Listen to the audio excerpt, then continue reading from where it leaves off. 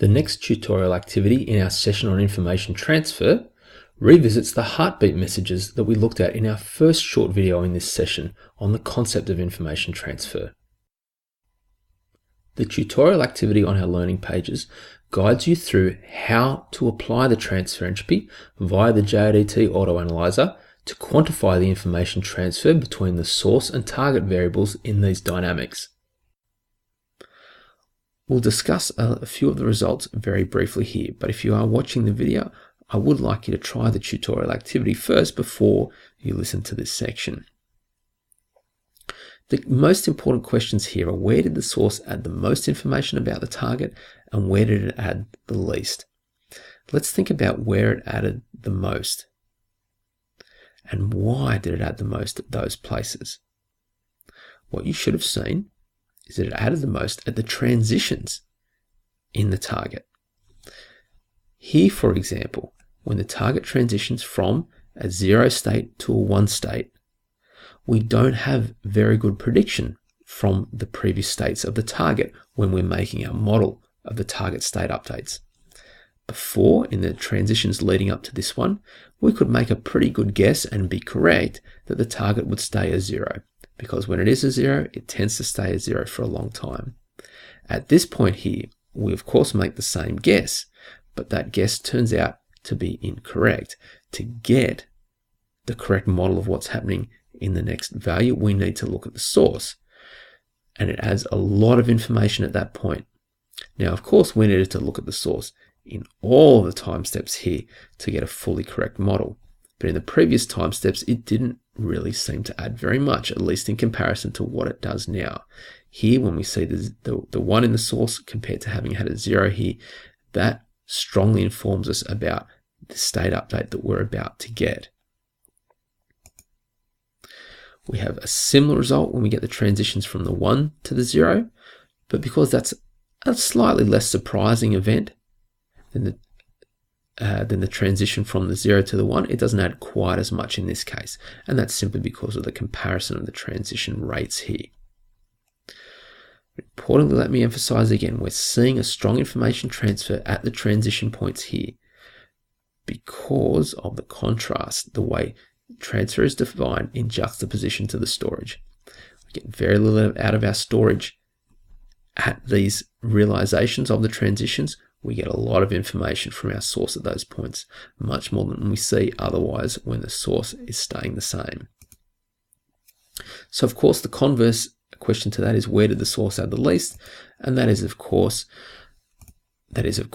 where the target is remaining static. As we said before, that is generally quite predictable in this process, because once it's a 0, it stays a 0 for a long time, and same with when it's a 1, but for a shorter period of time. So there we can make a very good prediction, a very good model already, just based on the target past. So the source doesn't add very much when there is no transition there.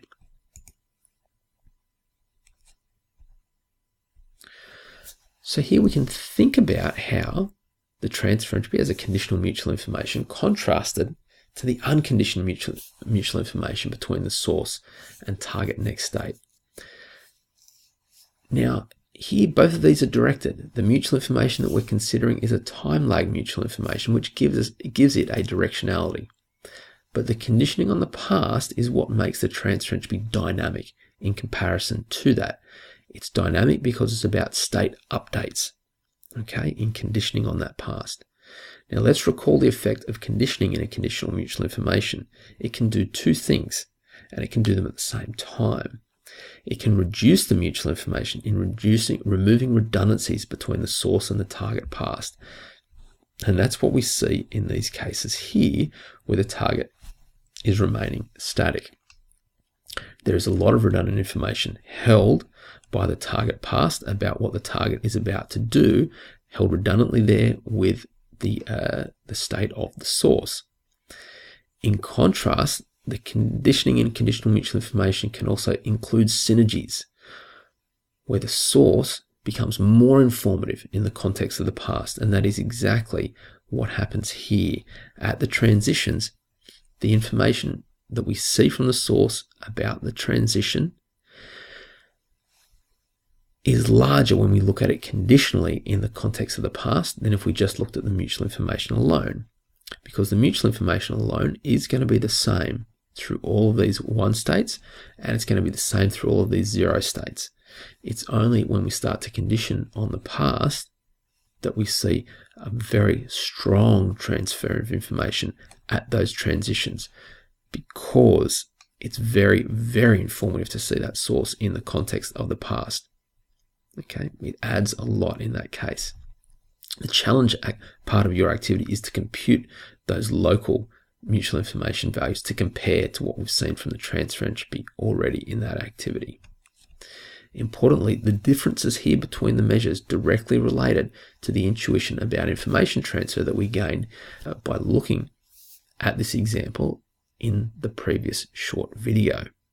Okay, we had the intuition that the strongest transfers were at the transitions, and the transfer entropy is directly picking that up.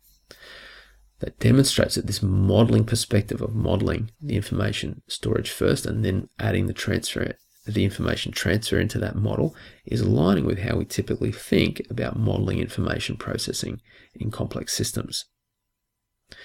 In our next short video, we're going to continue this comparison. We're going to look further in more detail at understanding the concept of transfer entropy by contrasting it with information storage, as well as contrasting it with the concept of causal effect.